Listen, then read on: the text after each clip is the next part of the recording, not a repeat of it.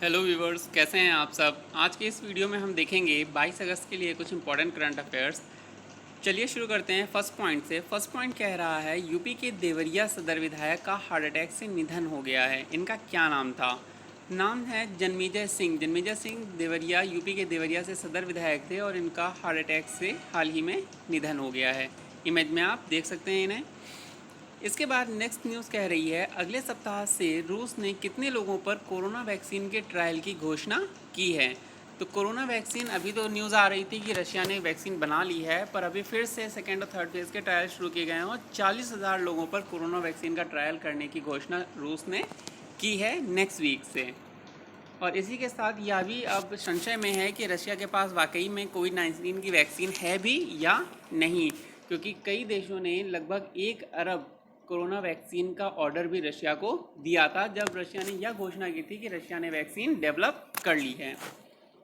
इसके बाद देखते हैं अगली न्यूज़, कौन सी पार्टी बिहार महागठबंधन से बाहर हो गई है।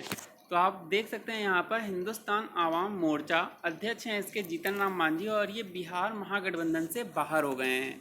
पहले ये नीतीश यादव जी के साथ में थे, लेकिन फिर नीतीश यादव बीजेपी के साथ चले गए और ये अलग हो गए। उसके बाद महागठबंधन हुआ लालू जी की पार्टी के साथ, लेकिन अभी उससे भी ये अलग हो गए हैं। आपको ज्ञात होगा कि हाल ही में अभी नवंबर में, अगले कुछ महीनों में ही बिहार में विधानसभा चुनाव होने हैं, जिसको देखते हुए जो चुनाव आयुक्त हैं वो भी आज बदले गए हैं।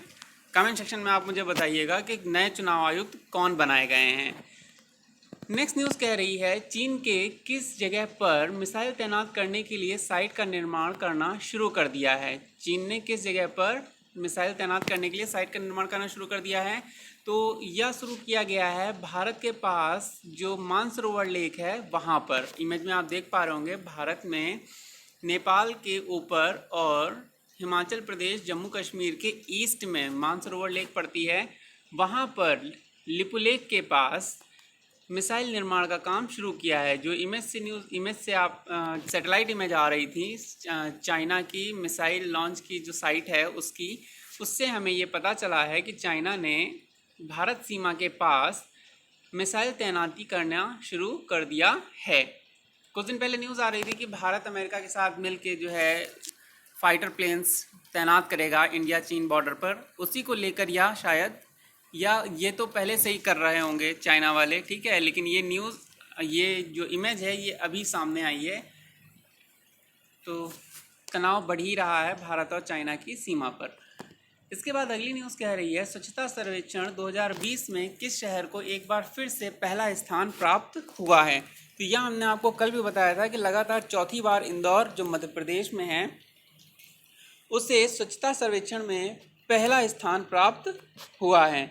दूसरा स्थान सूरत को, तीसरा स्थान नवी मुंबई को और 10वां स्थान हमने कल आपको बताया था बड़ोदरा का है। लेकिन आज की डेट में खास बात क्या है? आज की डेट में खास बात यह है कि 47 निकायों में से किस शहर को अंतिम स्थान प्राप्त हुआ है। यही हमारी आज की अगली न्यूज़ भी है कि स्वच्छता सर्वेक्षण 2020 में 47 निकायों में किस शहर को अंतिम स्थान प्राप्त हुआ है, यानी कौन सबसे गंदा शहर है, डर्टीएस्ट सिटी कौन सी है। तो इसमें नाम आता है पटना का। बिहार की राजधानी है ये पटना, और ये 47 निकायों में 47वें पायदान पर है, यानी सबसे गंदे शहरों में से एक है। जो सर्वेक्षण हुआ था उसके बारे में अगर देखें हम तो क्या की हाइलाइट्स हैं इसकी कि लगभग 1.87 करोड़ सिटीजन्स फीडबैक रिसीव हुए थे, यानी जनता द्वारा दिए गए फीडबैक के आधार पर यह रैंकिंग तैयार की जाती है। और इसमें लगभग 2 करोड़ यानी 1.87 करोड़ सिटीजन्स ने हिस्सेदारी ली थी, अपना फीडबैक दिया था, जिसमें से 1.7 करोड़ सिटीजन्स रजिस्टर्ड ऑन स्वच्छता ऐप। 1.7 करोड़ सिटीजन ने स्वच्छता ऐप पर रजिस्टर भी किया है। Over 11 crore impressions on social media. Social media पर जो कैंपेन चल रहा था उस पर 11 करोड़ इम्प्रेशन है इसका, यानी 11 करोड़ लोगों तक यह पहुंचा था। इसकी पहुंच थी, 11 करोड़ लोगों को ज्ञात था कि ये सर्वेक्षण हो रहा है। Over 4 lakh contractual employees employed by urban local bodies. 4 lakh से ज़्यादा कॉन्ट्रैक्ट बेसिस एम्प्लॉयज़ एम्प्लॉयड किए गए थे अर्बन लोकल बॉडीज़ में। इसके अलावा 21,000 garbage vulnerable point identified and transformed. And last point says over 5.5 lakh sanitary workers linked to social welfare schemes and over 84,000 informal waste pickers integrated into main streams.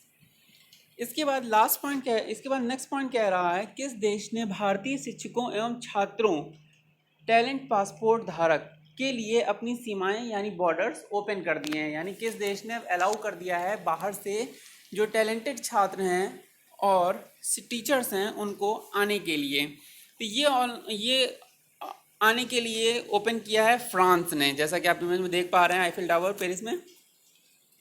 तो अब France में जाकर शिक्षा ग्रहण करना और पढ़ाना आसान हो जाएगा। पूरी न्यूज़ क्या कह रही है, इसके लिए रजिस्टर भी हो रहे हैं कई जगह पर, फ्रांस की वीज़ा के लिए कैंप भी लगाए गए हैं और सितंबर के अंत में लगभग 118 भारतीय छात्र फ्रांस जाने की तैयारी में भी हैं, क्योंकि ये सभी वहाँ के एक स्कूल में अंग्रेज़ी भाषा के सहायक हैं। भाषा में उच्च अध्ययन के लिए जाने वाले भारतीय छात्रों की संख्या 2014 में 3000 थी। यानी आज से 6 साल पहले 3000 बच्चे थे, छात्र थे जो फ्रांस हायर स्टडीज़ के लिए जाते थे, जो 2019 में बढ़कर लगभग 10,000 हो गई है। यानी 3 गुने से भी ज़्यादा हो गई है छात्रों की संख्या पिछले 6 साल में फ्रांस जाने वाले। और इसी को देखते हुए या इसी के चलते अब और आसान हो जाएगा, जो फ्रांस ने नया नियम निकाला है इसके चलते और आसान हो जाएगा दूसरे देशों से बच्चों का फ्रांस जाकर एजुकेशन या हायर स्टडीज अटेंड करना। इसके बाद नेक्स्ट न्यूज़ कह रही है भारत में अब तक कोरोना वायरस से संक्रमितों की संख्या कितनी हो गई है। तो आज की डेट में यानी 22 अगस्त तक कोरोना वायरस के टोटल केसेस जो इंडिया में निकले हैं वो 29,73,317 हैं, जिसमें से 55,928 लोगों की डेथ भी हो गई है। इसके अलावा अगर रिकवर्ड पेशेंट्स की बात करें तो 22,18,306 पीपल रिकवर भी किए हैं कोविड-19 से। लेकिन ऐसा ज़रूरी नहीं है कि जो रिकवर किए हैं वो ठीक ही हैं एकदम, वो एकदम उनमें अब कोई भी लक्षण नहीं है। और इसी को देखते हुए अब पोस्ट कोरोना ट्रीटमेंट क्लिनिक्स भी डेवलप किए जा रहे हैं। अगर आप न्यूज़ देखी होगी तो यूपी को भी अभी सजेस्ट किया गया है कि बहुत तेज़ी से पोस्ट ट्रीटमेंट या पोस्ट क्वारंटाइन क्लिनिक ओपन किए जाएं, जिससे कि जो एक बार ठीक हो गए हैं उनको दोबारा संक्रमण ना हो। अगली न्यूज़ कह रही है अमेरिका में किस भारतीय मूल की महिला को उपराष्ट्रपति पद के लिए नियुक्त किया गया है। तो जो बिडेन जो प्रतिद्वंदी हैं इस वर्ष चुनाव होने वाले जो अमेरिका में है उसमें जो डोनाल्ड ट्रंप के प्रतिद्वंदी हैं जो बिडेन डेमोक्रेटिक पार्टी के, उन्होंने भारतीय मूल की कमला हैरिस को उपराष्ट्रपति पद के लिए नियुक्त किया है। आप इमेज में देख सकते हैं कमला हैरिस ये उपराष्ट्रपति पद के लिए उम्मीदवार हैं डेमोक्रेटिक पार्टी की तरफ से, जो कि जो बिडेन जिसके राष्ट्रपति पद के उम्मीदवार हैं। इसके बाद अगली न्यूज़ फिर से स्वच्छता सर्वेक्षण 2020 से जुड़ी हुई है। इसमें पूछा जा रहा है कि राजधानियों की श्रेणी में किस राजधानी को पहला स्थान प्राप्त हुआ है। तो राजधानियों की श्रेणी में यह पहला स्थान प्राप्त हुआ है नई दिल्ली को। ठीक है, दिल्ली केवल ना बोलिएगा क्योंकि दिल्ली डिवाइडेड है कई पार्ट्स में, साउथ दिल्ली, दिल्ली अलग अलग। ठीक है, तो इसमें जो नई दिल्ली म्यूनिसिपल कॉरपोरेशन है जो सेंटर है वही जो कैपिटल रीजन में आता है, ठीक है, वही उसी को पहला स्थान प्राप्त हुआ है। बाकी दिल्ली जो है साउथ दिल्ली और वेस्ट दिल्ली इन सबको 43वां या 46वां स्थान प्राप्त हुआ है। तो थोड़ा प्रिसीजन रखिएगा इस न्यूज़ में, ये न्यूज़ थोड़ा सा कन्फ्यूज़न करने वाली है। केवल दिल्ली अगर आप बोलेंगे तो गलत हो जाएगा, नई दिल्ली बोलिएगा जो कैपिटल रीजन है, जो प्रॉपर नई दिल्ली म्यूनिसिपल कॉरपोरेशन है उसको स्वच्छता की श्रेणी में पहला स्थान प्राप्त हुआ है।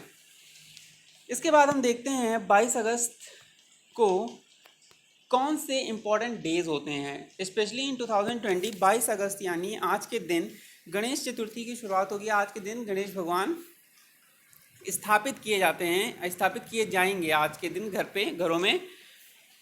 तो इम्पॉर्टेंट है ये 22 अगस्त गणेश चतुर्थी। और इसके बाद अगला दिन जो होता है 22 अगस्त ये यूनिवर्सल है, यानी कि ये प्रत्येक वर्ष मनाया जाता है पिछले 350 साल से लगभग।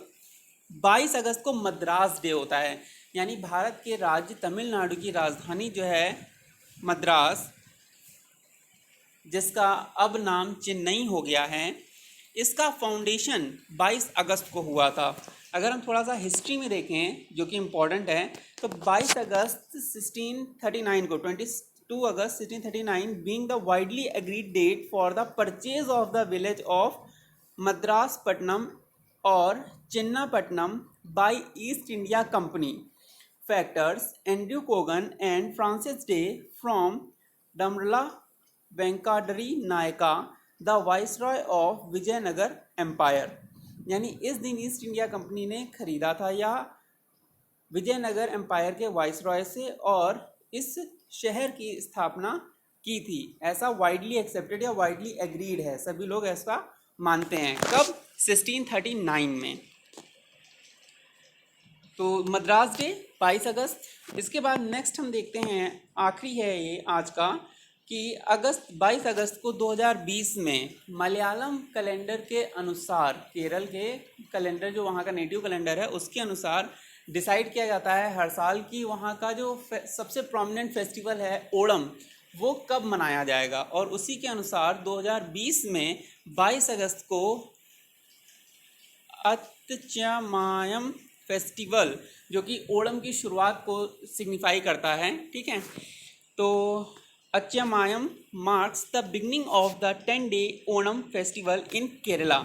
It is an occasion to witness almost all the folk arts forms of Kerala, conducted every year on the anthem asterism of Malayalam month Chingam.